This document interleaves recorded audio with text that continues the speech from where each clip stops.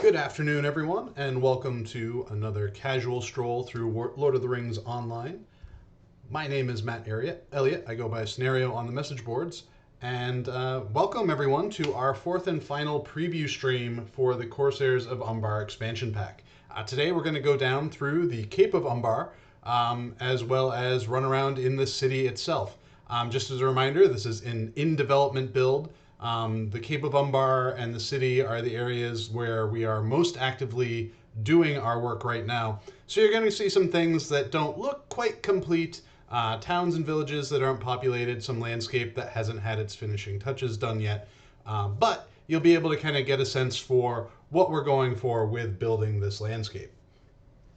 So welcome everyone. For those of you that are unfamiliar with this kind of stream, this is a world design focused stream. That means that I'll be happy to answer any questions and discuss with you things regarding what goes into building the world, the factual physical world of Lord of the Rings Online. Things like landscapes, building dungeon spaces, how we make these sunsets so pretty. Those sorts of things are what we are going to be talking about. I'm not going to be talking about things like balance, PVMP, instance design, lag, any of those things. Those are topics that are better suited for people in those more specific departments. But if you have questions about the world design of Lord of the Rings, not even specifically related to Umbar and the Corsairs of Umbar itself, but just the world in general, I'm happy to answer them as best I can. So before I get going, let's just see if there's any questions to start things off. Important questions. Will stars be strange at night? I don't know the answer to that right now. It was actually something that I've been meaning to have a conversation with some folks about if we want to change and how we want to change the stars. We'll probably want to, but it's not something that we have done quite yet, as far as I understand. So yeah, it's actually, the sun is setting a little bit faster than I wanted it to, so I'm going to get our game time set up right here so that we're kind of in the middle of the day. So we have landed right now on the Cape of Umbar. This is what what players will see as their first touchdown in the region if they are following the storyline. You can see off in the distance here, and you can even see a little bit over there. That's the village of, or the little outpost of Bel Inzul, which players kind of finish their experience on the Shield Isles from. And then you can take a boat over here to the town of Jax-Fanal, which is what we're looking at right now. You can get a little bit of a view of the coast. One of the great things about this expansion pack is we are getting so many awesome new trees and getting to play, and new terrain textures, and just getting to play around in a setting that we've never really been able to touch, a kind of environment that we've never really been able to touch before in Lord of the Rings Online. You know, we've been very, very Eriador, Ravani, and Gondor focused through the entirety of what we've been building, so we haven't gotten to these more tropical spaces. We've dabbled a little bit in, deciduous rainforests and whatnot, the dense forest spaces of things like Fangorn and whatnot, that do have a little bit of a jungle vibe to them, but nothing as overtly tropical as what we're seeing here, which is great. It's different, it's new. I know often we have, whenever we release an update and go to a new region, there's always comments and conversations from people being like, oh, well, you didn't make new assets, you just changed the colors on things, or the textures of things. And in the case here, we really did go very, very heavy on new assets. I'm looking at these doors. These doors are a bit tall, so we might want to have Art look at those. But yeah, so let's see. We'll take a look at a couple of questions before I continue on through Jax-Fanal. Question from Do: when you are creating a new land, do you ever get the opinions of not only people in SSG, but other people or world builders in other companies or past Turbine Lotro world builders? For example, in my work, I still sometimes ask my mentor what he thinks of something I made, even though he is now retired. Um, so we don't always, we don't typically reach out to people too much outside of the company. There are a couple of resources that we have that are people that are under NDA that our lore masters, for example, kind of reach out to see if they can pick their brains on things, and usually most of the like internal conferencing that happens about like what we're building and who we're looking for, what we're looking for input and whatnot, either comes internally through those couple of NDA bound resources, or even just through working with our licensor. Very often we come up with our big ideas for what we want to do, and then interact with our licensor about it and make sure that what we're doing feels good, and works within what the IP, what we want to do with the IP. Um, Ivanar says the completion of Umbar as a place raises an interesting possibility. There have been talks of the possibility of more days of your stories outside of the main timeline. Now that Umbar exists, could we possibly go back a mere 50 years or so and join Aragorn as he raids Umbar in the service of Denethor's father and incurs the jealousy of Denethor himself, of course. I think we really, really liked the narrative direction that we were pushing with things like the Tales of Your region, like Azanul Bazaar. And I think if we find ourselves with an opportunity that makes sense to do those sorts of things, we will.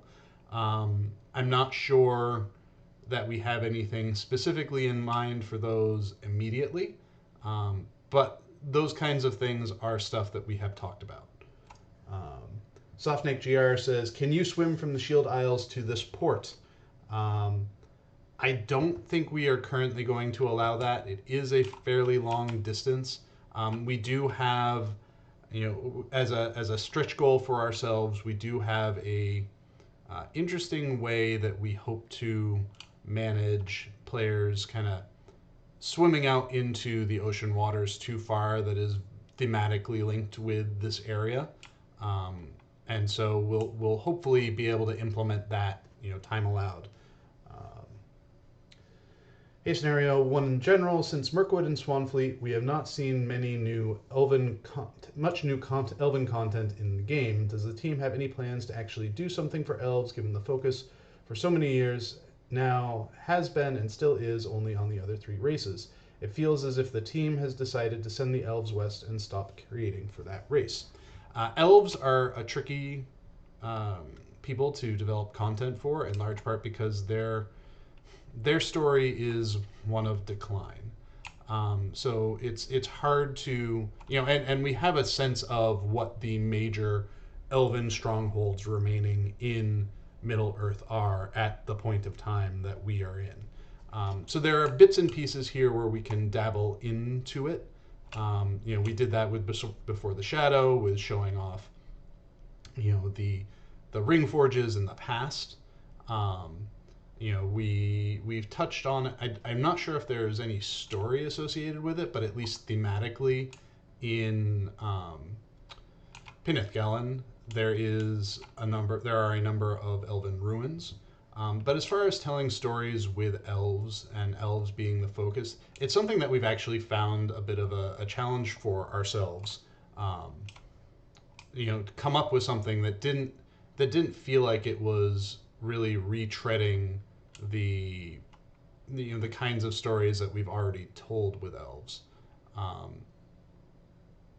I think one of the things we did do back when we were preparing for what our next, air quote, campaign was going to be, where we were going to go, is, we wanted to talk about how we can introduce elements of multiple cultures into the areas that we're working in. And one of the conversations was like, okay, we want to be able to find a way to incorporate elves into some of the stories that we're telling.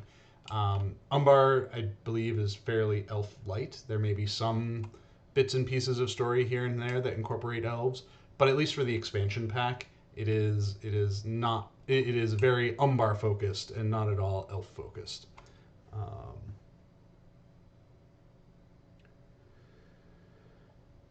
Norbert says these water puddles look great. The water puddles are honestly my one of my favorite new textures. I think I talked about it a little bit last week, and it's great too because um, it's just a texture with a really high specular gloss to it, but it does such a great job um, of show of portraying that kind of look and feel. I remember playing through one of the newer Assassin's Creed games, and they did something very similar to that, and it was just really, really like simple, practical effect that doesn't really require a lot of heavy graphical lifting to just really get the point across and make it feel great. Uh, Nicodrum asks, any new maps? There are no maps available yet for viewing. They are still in setup process. This build is also a couple days old. There were some changes recently that were made that weren't quite ready for preview streaming. So we opted to do this on an older build. Um, our hope and intention is that there will be maps available by the time we get to Bull previews. Um, I believe all of the artwork is complete. It's just a matter now of hooking them up and setting them up into the UI. Iwanar says, and yet Umbar is also a Numenorian culture, so there ought to be common elements with Gondor and Arnor stuff. And that's true. We do have some of the bigger, more impressive stone structures are Gondorian, Numenorian in their base. With texture, color, and coloration appropriate to the area, but definitely calling back to those areas that we've been before. So there's that little bit of familiarity. But the hope is that between the coloration and the other new buildings and structures that we're introducing as part of this expansion pack, that it's a good mixture and it doesn't feel like we're kind of retreading the spaces we've been before. So as you can see here, if you've ever been curious about what a city looks like that has not been populated, you're looking at it right now. Boom. F3R94 asks, I know it's a bit recaded, but I need to ask, what will happen to weapon auras for instruments in the future? I can't answer that question for you. That is not a world design question. That is probably more a game systems or art question. So you'd be best off at asking those questions on the message boards or during one of Cordovan's streams. He may be able to help you find an answer for that. Similarly, Zeus Pawner, I cannot tell you anything about crafting because that is not my area of expertise, and I would prefer not to speak to something that I did not have a hand in developing. Soft Snake GR says, do any other game landscapes ever inspire you to make Lotros landscapes? Can you mention some of the games? Well, I think particularly for this area, a lot of our one of the major games that we kind of looked at as our homework for kind of more Mediterranean and tropical spaces was Assassin's Creed Odyssey. The setting was Greece and the Greek islands, so very, very similar to the look and feel of some of what we were attempting to do here. And so I think we always look at games, we look at movies, we look at television shows that evoke a similar look and feel and vibe to what we are working to produce ourselves, and then use those as kind of ideation points for us as we start to build our own things. Medros BR says, should we expect new epic battles? There aren't any epic battles associated with this expansion pack. I think in general the epic battle system is one that unless we were to kind of look at it and kind of do a holistic overhaul of it, it's probably not something that we're likely to circle back to. I mean, we intentionally introduced content to help players circumnavigate epic battles as part of the main storyline, just because of how onerous they can be. So,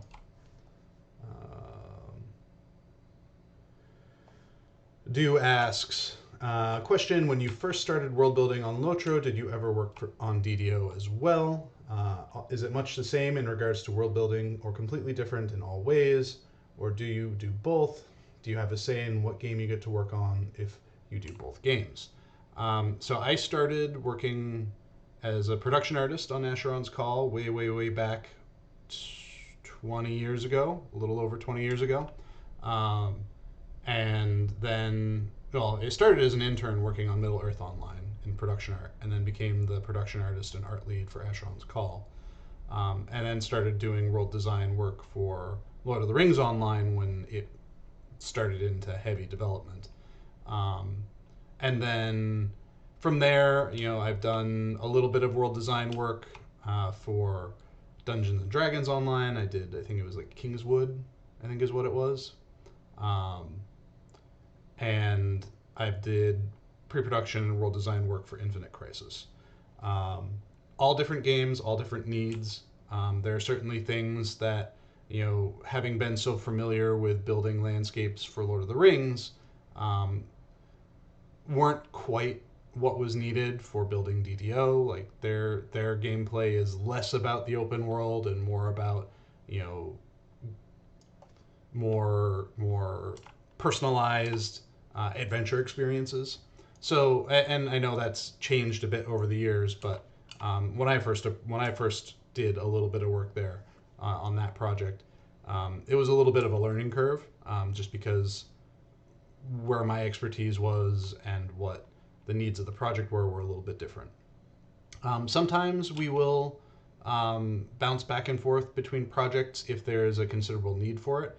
But generally, the resources, the design resources on one project are dedicated to that project. We don't often migrate between the two.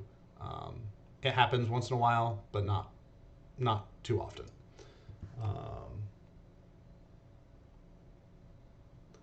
Let's see if I'll find a good spot for review, and then we'll go through a few more questions. You can see a portion of the city of Umbar in the very far distance there. That's, I believe, the Citadel.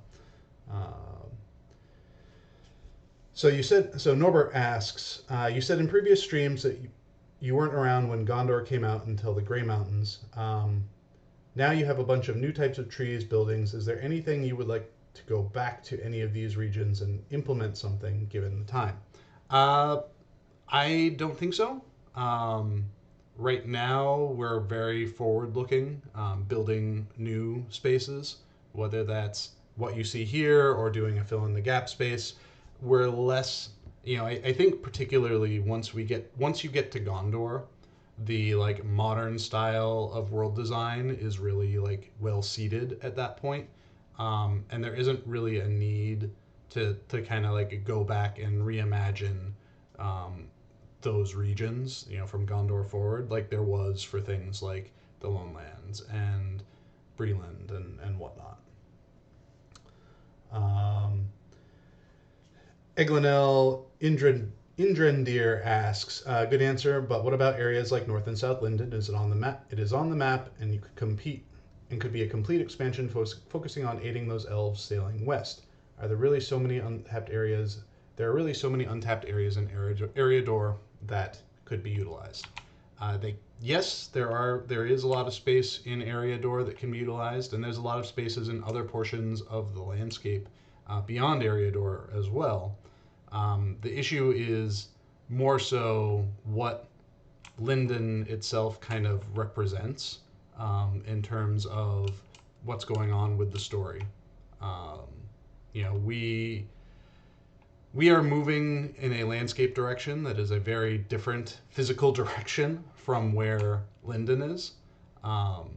And it would be a hard swerve for us to take the stories that we're working on now and put a pause on something to really do a big like elf campaign in that area. I think we're more likely to find like places where we can, slot in stories for elves in the places that we're going, more so than building regions that are wholly dedicated to elf kind. Actually, let me get down to the water here. I really like the water that we've done here. We're going to be adding, so this area doesn't have it again because this is an older build. Things like the sea foam is missing, and we do have wave crashing in entities to help kind of liven things up.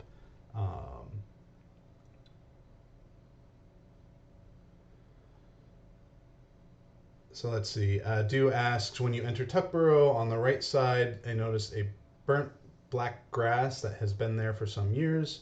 Do you want a ticket created for this and submit pictures on the forum? Anytime you see something that appears like it's a bug, it is encouraged that you submit a bug with it, with location. If you have screenshots you can attach to it, that's great as well. The message boards are never a great place to report bugs. Like, certainly they can be used to bring our attentions to things, but that doesn't necessarily mean that we will have the time or opportunity to scour the message boards and make note of every bug and comment that is made there. So reporting a bug is always a better option.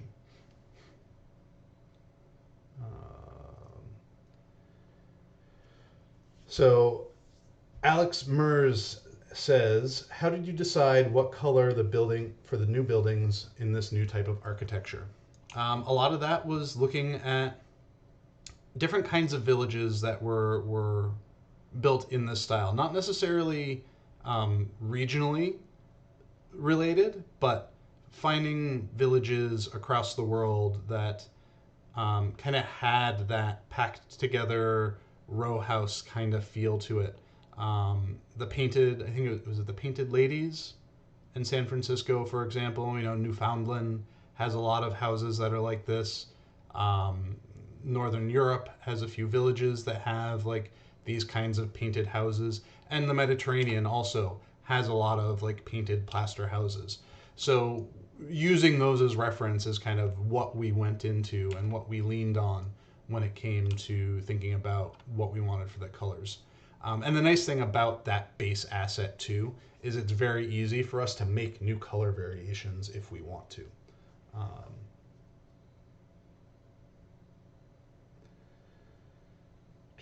Let's see, as we scroll down through, let's see.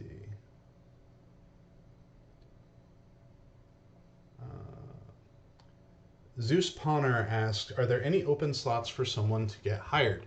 I believe we do have a couple of openings listed on our website. If it's something that anyone is interested in applying for, always take a look at the website and see what's available in terms of open positions. Not just in SSG specific, but I think that page links to Daybreak in general, what's open. Nanara says, reminds me of a question. Do you think we will ever get a draw distance extension option? So that is something that has been discussed, and I know there was an engineer that did some investigation into it to kind of increase the loading range of land blocks, because right now the base is a 3x3 range around the player, but like extending that. But that does come with a performance cost. You lose out on a lot of the efficiencies of things being unloaded from land blocks in terms of rendering.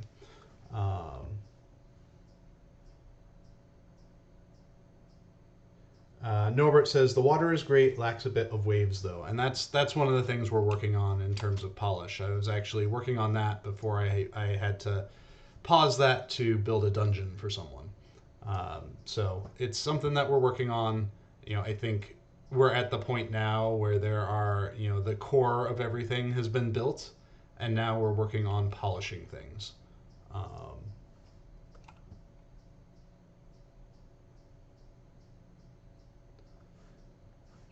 Let's see. Oh, drink times. Thank you. Thank you for the reminder. We're doing ginger beer and water today because I ran out of ginger ale.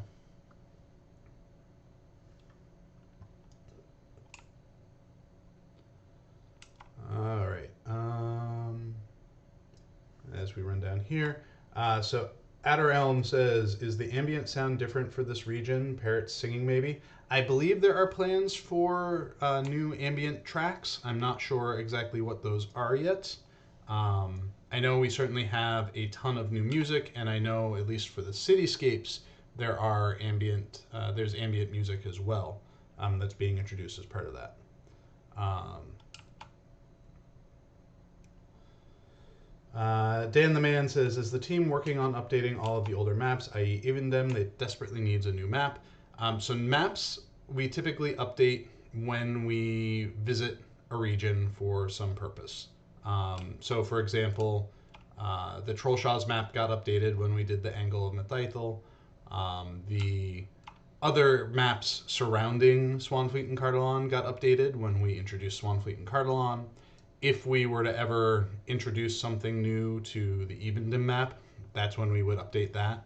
I know we have a number of like Evendem, North Downs, Forest Hill.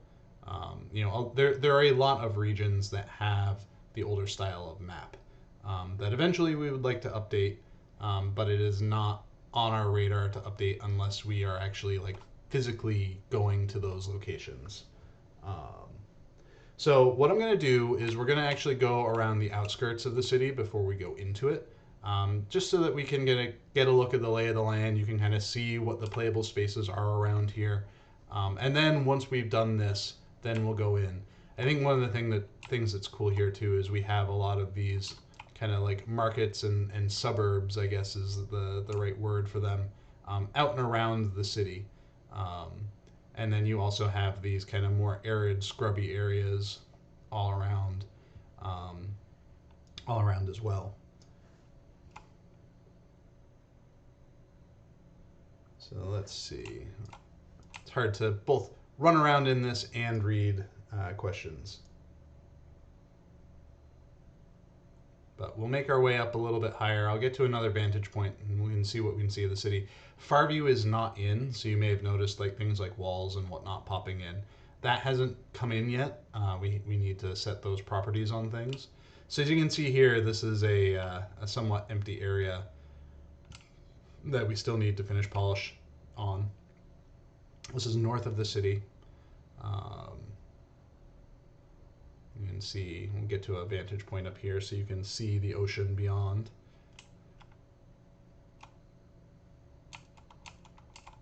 That's a fun jump.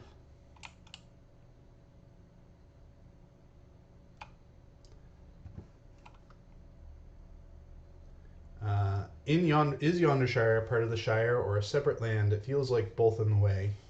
Was it ever talked about merging the two lands into one massive land, or was it not possible? So with Yondershire, because we wanted it to be a kind of distinct and discrete offering, we've treated it as from a technical standpoint, it is its own separate thing. It is the Yondershire. It is the kind of outer frontier boundaries of the Shire between it and Arid Luin. It's very flavorfully related to the Shire, and I think we tried to reflect that both in how we built it and in the content that went in it. But from a technical standpoint, it's its own separate thing for a variety of purposes.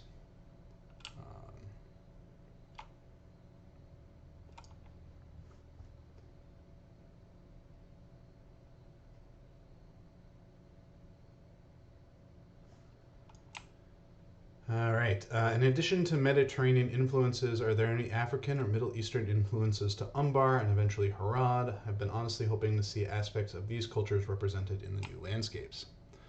So yes, there's certainly influences. We want to be very mindful as we're building things to not build direct analogs of real world cultures into these areas, in part because our team wants to be respectful of representation, and we don't want to misrepresent things or to very overtly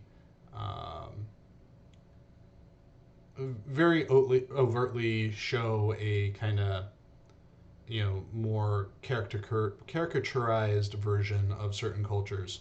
We want to make sure that while we have influences, we are creating something that is distinct and unique, and something that um, isn't necessarily uh, beholden to the cultures that exist currently in the real world.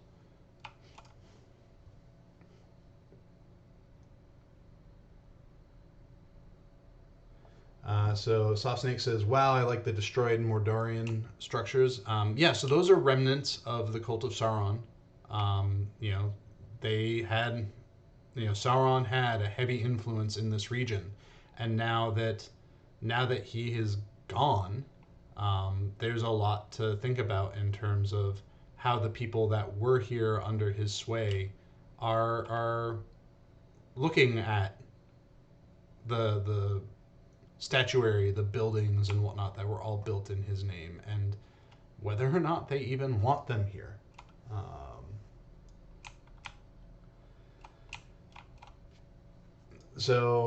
Mandalare says, if you make Yao's life difficult with new housing items, would you consider adding one of those gazebos? So his Yao's life will be difficult. There's, at least from me, 130-ish new items coming from housing. This isn't including anything from our game systems team and their own reward stuff.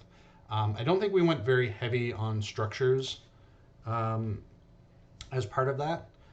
Some of it is we want to kind of hold some things back, um, and eventually we would love to get to do an Umbar housing neighborhood, and that sort of thing feels like a great opportunity there to have housing rewards.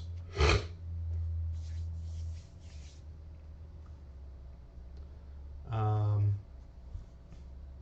Question from Axel Mers: how does the team decide what region we're going to next? For example, how did you decide to go to Umbar right after Gundabad? So usually we sit down and talk about the things that we want to do in preparation for the wrapping up of the Gundabad storyline. We sat down as a team and started just coming up with ideas that we were calling campaigns. Um, you might have remembered Reninian talking in an interview at one point, our former producer, talking about how, we had come up with 16 years worth of storylines. And those were usually, those were ended up being broken out into kind of four, big campaigns, big directions that we could go, places we could go to tell stories. And um, it felt like in the things that we were talking about, there was the greatest interest in going here, in part because it's just different from where we've been before. Some of our stories we're talking, if we were talking about going to, you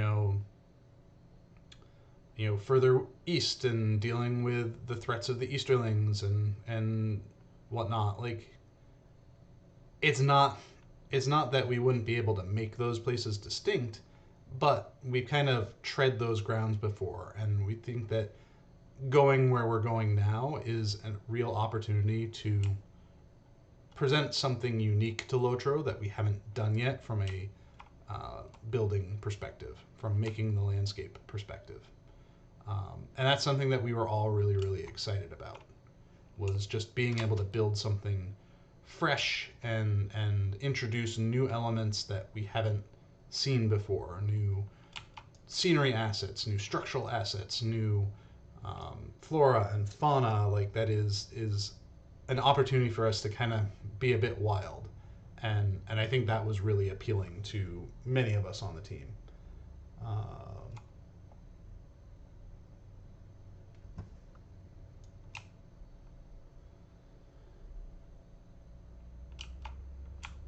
Let's see as we go down. Dan the Man says, is Yao a member of the team or just a super fan of Lotro?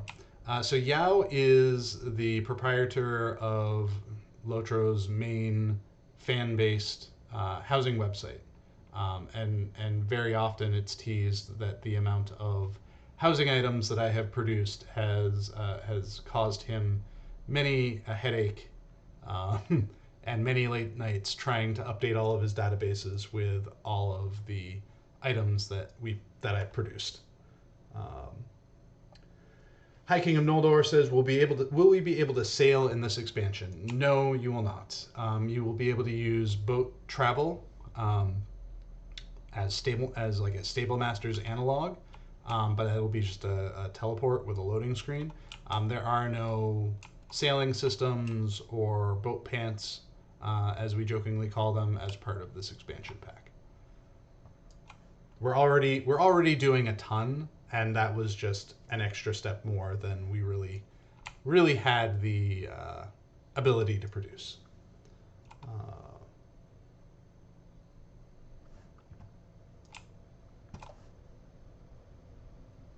So Ivanar says, we certainly are bouncing all over the map. Extreme south at the time in Mordor, Minas Ithil, then extreme north, and now back to extreme south.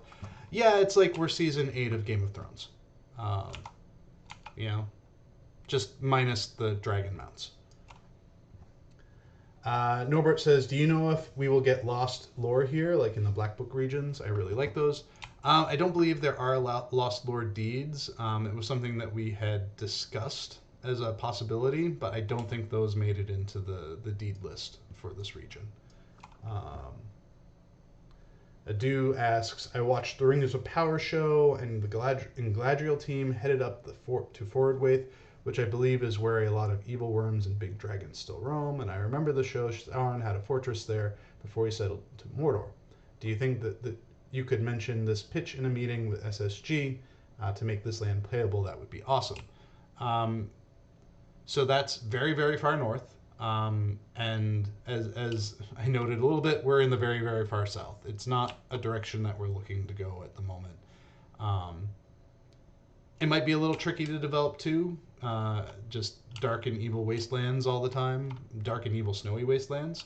Not to say that we couldn't do it, but I would say that it is not a destination that we are immediately targeting for further development.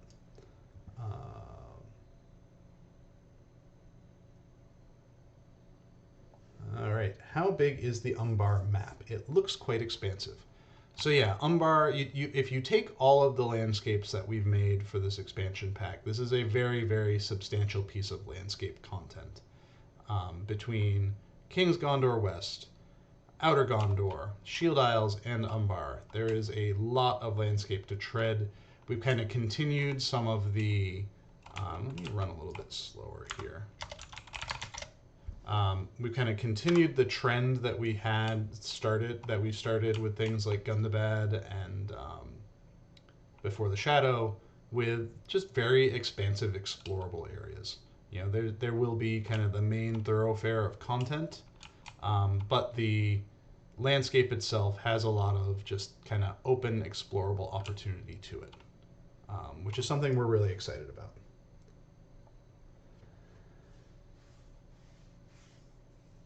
All right, let's see.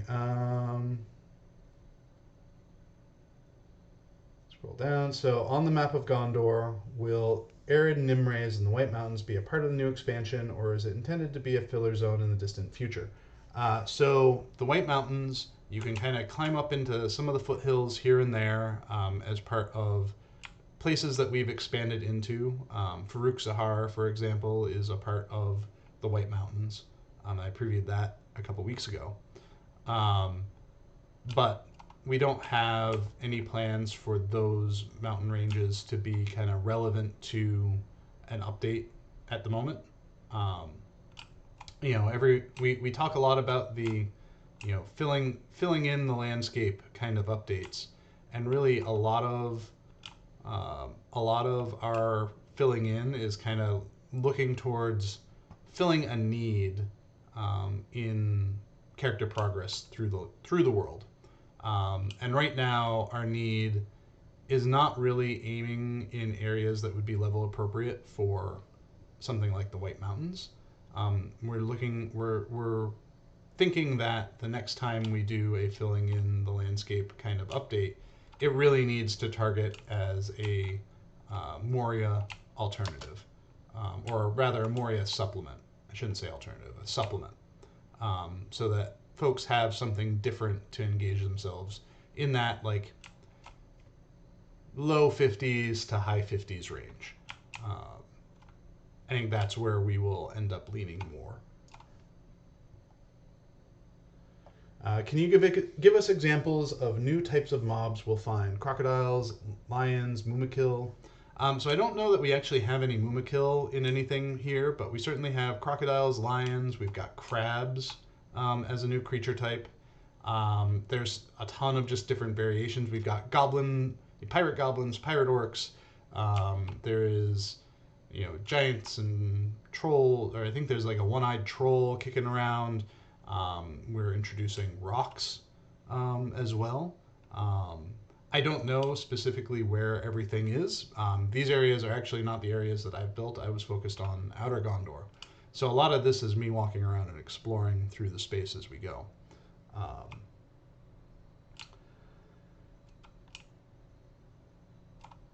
As we go through. So let's see. Soft Snake says, all right, let's see if I can find it. Druid's Fire says, wait, was that a canal like Venice?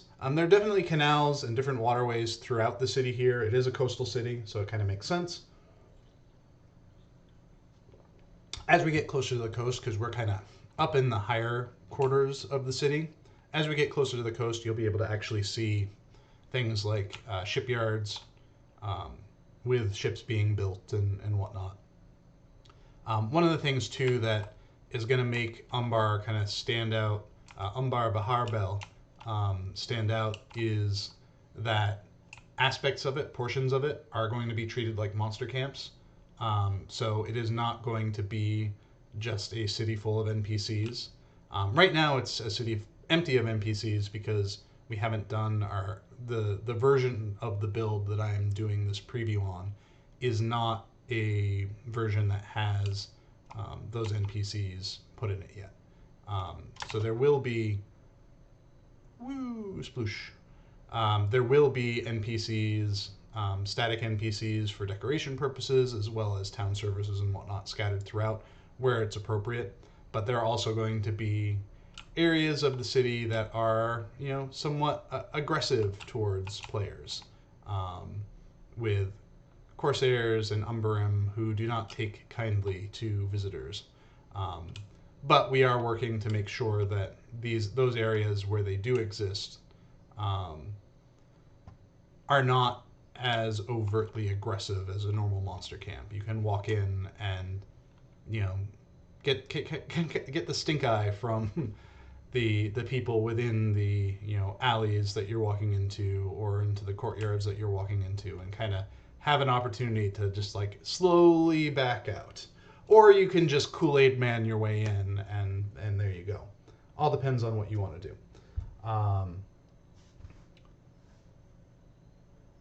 Let's see. Are there any plans to make additional collection tabs for wardrobe or housing items? There are carry-alls, but with constant additions for those items, it would be feasible to just select an item from this. So we've talked about things like new collection panels, but I don't have any updates I can give you on those. Those also aren't my area to really talk about.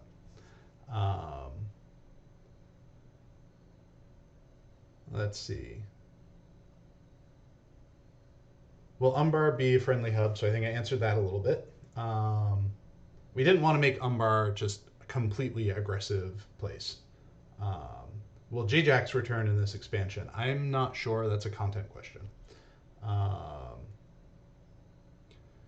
And let's see, go down here. Ties in the Hut says, this doesn't even look like Lotro, it looks like a new game. And I think that's part of why we really wanted to go. I think that speaks to why we wanted to come here as our next destination. Because it's an opportunity for us to do something new and different that we haven't done before. Present landscapes we haven't done before. Present cities in a way we haven't done before. One of the things that's like, kind of amusing is we often when we're decorating cities and whatnot, we have our stable of like the Rohan provisions that we use. And for here, and those are a lot of it is crates and barrels. And for here, we made a very like distinct choice to like minimize our crate usage and maximize our things like baskets and bowl usage. Um, embrace the baskets. Um, but yeah, this is feeling great. I love how it feels. I was in here trying to put stable master routes, but the city is just like so complex and so rich that trying to build the stable routes in here would have just ended with lots of horses bouncing off of walls here and there as they were trying to take a corner too hard.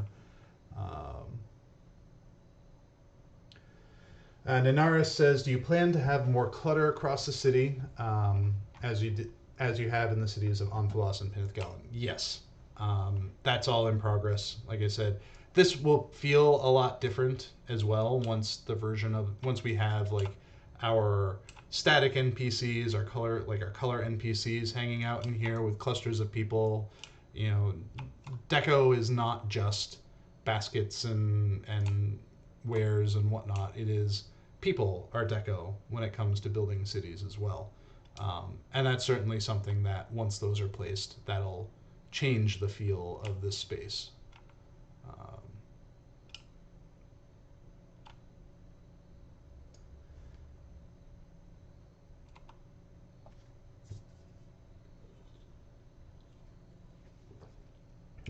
Let's see.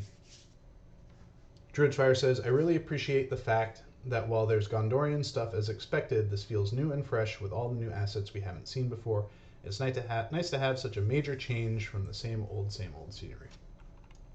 Yeah, I mean, one of the drawbacks of spending so much time in Gondor focused stories or dwarf focused stories is you do end up having a lot of very similar looking experiences from region to region. And that's not to say that once we have this expansion pack out the door and we start building towards our next region, that's not to say that that won't happen there as well. It's not to say like as we head further inland, that experience is going to exist as well, where you're going to see more of this. But the idea is that it's fresh, it's new, and it's okay for us to have kind of more of that showing up. This is easily one of I think this makes the mark as the biggest city in the game, but it's a very different kind of city too, where I think we look at things like Minas Tirith. We started the game with Breland, Breetown, and that was the city of the game. Like even Rivendell didn't really have the same kind of city feel that Breetown had. And then we introduced things like Minas Tirith and Pelargir and whatnot, and those cities, all kind of had a similar feel to them. And now we're building something that's very different here, something that's bigger, sprawls a bit more, acts as kind of a region to itself. It's not it is not a POI necessarily. Well, I mean, it is a point of interest, but it is not a POI in the sense that it is a single landmark that you go to and visit. It is a whole like region unto itself, which is really interesting and exciting. Incorporating the monster camps, I think, into the city, I think, really changes what it means to be a city.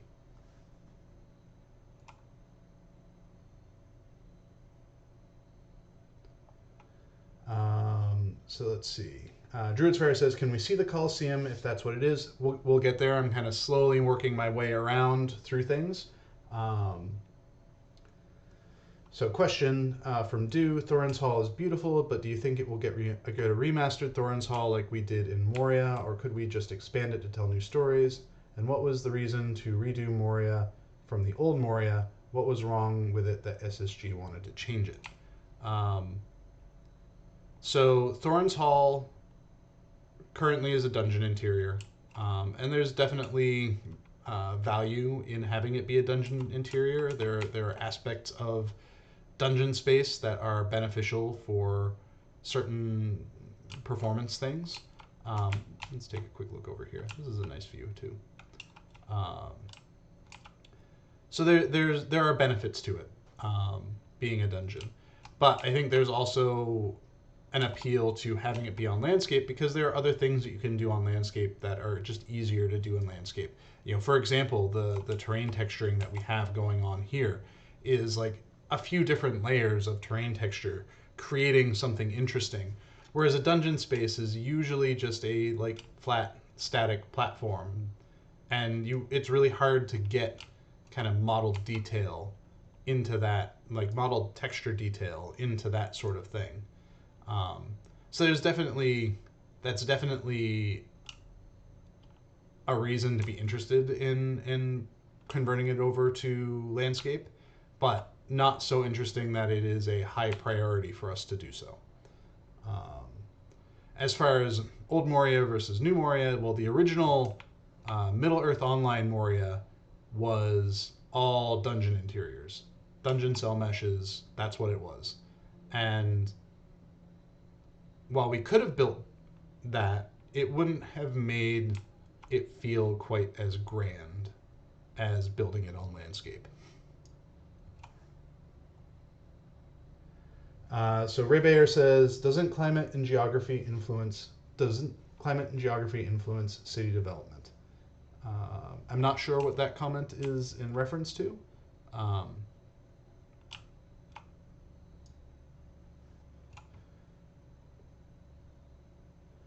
so Norbert says, so the city has different districts. Yes, it does. I think there are 7 total districts in here. There will be, like landmarking and wayfinding to help kind of guide you through them. Also, each district has its own set of music by our wonderful Bill Champagne. We're currently working on getting volumes set up so that we can use the music to really help denote when you are in different districts.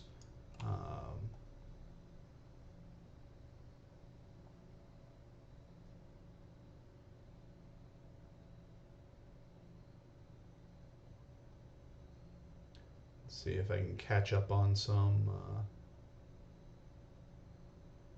questions here because the chat has scrolled a bit faster than I was anticipating it to. And it looks like I skipped a bunch of stuff, so we'll go down through. Let's see. Soft Snake GR says, will there be new skybox for Umbar, or is it going to be the Gondorian Blue Skies? So there will be new skybox assets for Umbar. It's starting to get dark again. There will be new skybox assets for this region, not necessarily specific to Umbar, but for this region. That will be mostly different clouds to kind of really sell kind of a difference in space. All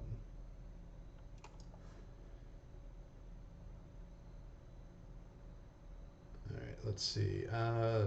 Dan the Man says, very excited for the expansion. Does the team think this is a somewhat risky expansion given it is being an exit from the usual scenery environment most people are associated with Lotro? I'm sure most players are excited, and I wonder if there will be a small amount who are turned off given the new direction. So, to be completely honest, I think this is a less risky expansion pack than Before the Shadow was. Before the Shadow was a very, it had its risks because it was a new player experience focused expansion pack, and not necessarily, or rather, new character experience expansion pack, because new players to the game are more likely to pick the game up and play it for free, and then decide later whether or not they want to buy into the expansions. So Before the Shadow was riskier in that sense. I think with this, the risk is much lesser, because it's just we know what we're building here. Oh, hey, one of my vendors. I think it was one of my vendors. Is one of my vendors? Oh, it is. Yep. Look at all of those housing items. Oh, so many housing items. So many, and that's not all of them.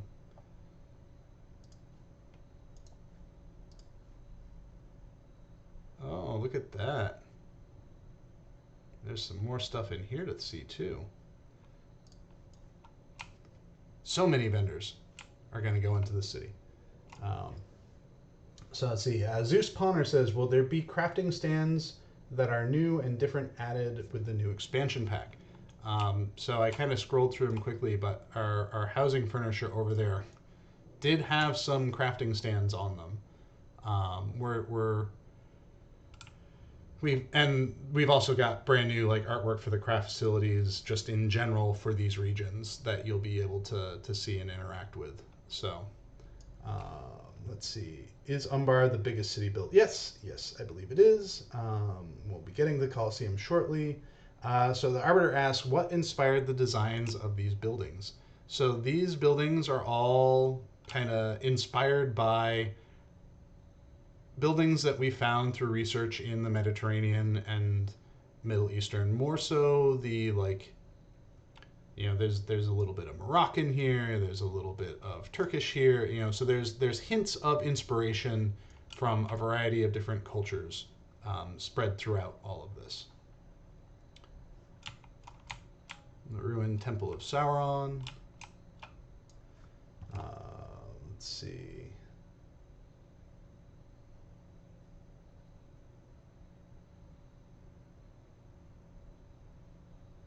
Can chickens go to Umbar? I'm sure they'll be able to go eventually. I don't know if we have any plans for it yet.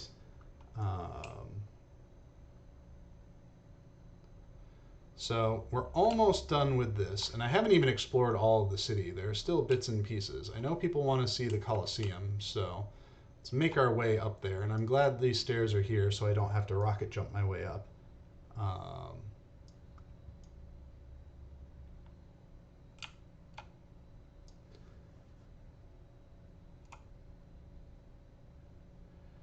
So Frizzardo says, is Umbar the name of the city or the name of the realm the city is part of? So we are in Umbar, specifically on the Cape of Umbar, and the name of the city, our in-game terminology for it is Umbar Bahar Bel. I'm sure I pronounced that incorrectly, but the letters work. The letters are all there.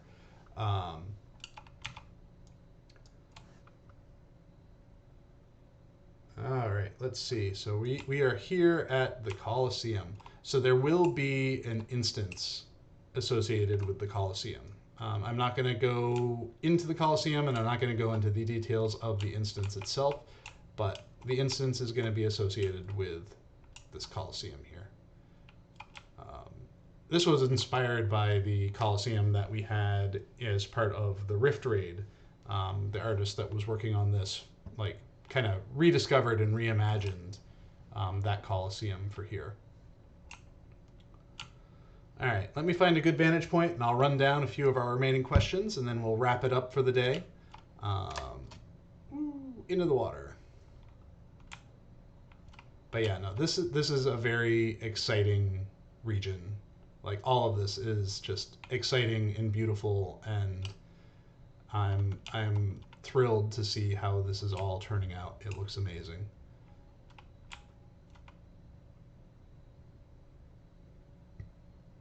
All right, we'll hang out here, and I'll answer a couple more questions. Let's see. Ponton Finberry says, will there be any new night skies? So we talked about that a little bit earlier. We've discussed it, but I don't know whether or not that is going to be happening. It's just a question that I don't have the answer for. Frizzardo says, I love the way Umbar looks. By the way, are there any plans for Emyn Muil? That's literally the only part of Frodo's journey that's left. I know it's hard to put in game considering the fact that those hills are wholly uninhabited, but there's any hope for them sooner or later. I would say the hope, if any, is later, more so than sooner, and it may likely end up being kind of a fill-in-the-gaps kind of region if we were to ever do it. But who knows, that may change as we wrap up the storyline that we're doing here and start thinking about what our next major story arc is going to be. How far after the ring's destruction is this? Is Umbar already reclaimed by Gondor, or do we need to claim it first as part of the first push in reclaiming this area? In response to that, I would encourage you to play through the epic story that has gone through King's Gondor East, and then we'll continue when this launches through King's Gondor West, Outer Gondor, Shield Isles, and to here to kind of get those answers that you're looking for.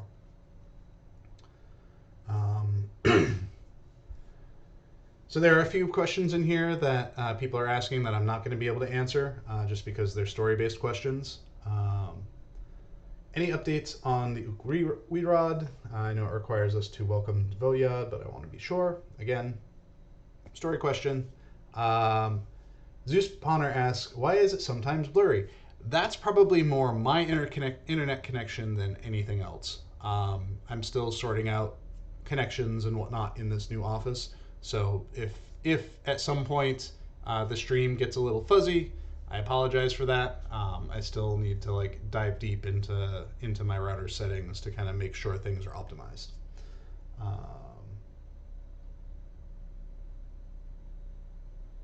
Let's see. Do asks, will I miss out on items from the pre-order Ultimate Pack versus if I get it for Christmas after it comes out? I don't know the answer to that, unfortunately. I would recommend asking that in a Cordovan stream or posting on it on the message boards or scouring the information that is on the pre-order page. Will there be boars in the new zone? I kind of missed the little fellas in the latest zones. There are going to be boars sprinkled throughout the various areas of the expansion pack, so don't you worry. I was really hoping to get a new boar appearance, but unfortunately we didn't have the time to make that. Because, as you can see, there's lots and lots of artwork. Also, and then Frizardo asks, also, do you know any real-world what the real-world inspirations are for these parts of the world? Like the way Finnish represents the language of the Lossoth, Scottish Gaelic for the Dunlandish. I know that there has certainly been inspiration for the languages. I could not begin to tell you what they are, but I know that there is some inspiration here and there about how the words and languages for these areas have been built. But anyways, so thank you everyone. I'm a little bit over, but it's okay because this city is so big. But thank you everyone for attending this, our fourth and final preview stream of the Corsairs of Umbar expansion pack. We've been through the Western King's Gondor region. We've been through Outer Gondor. We've been through the Shield Isles, and now we have finished our previews here in the Cape of Umbar and the city of Umbar Baharbel. I'm not sure when we're expecting boar previews to begin for this, but do definitely keep an eye on social media and the message boards for announcements regarding that. And as always, thank you for being here. I'm so happy with all of your questions. Happy to be able to answer them for you, and I hope you really, really enjoyed the stream and are really looking forward to jumping into Umbar yourself when we release it later this year. Thank you, everyone, and I hope you have a great afternoon and a great rest of your week. Next time, I'm not sure what we'll be streaming next time, but we'll figure out what our stream is for next time very soon. Have a good one, everyone.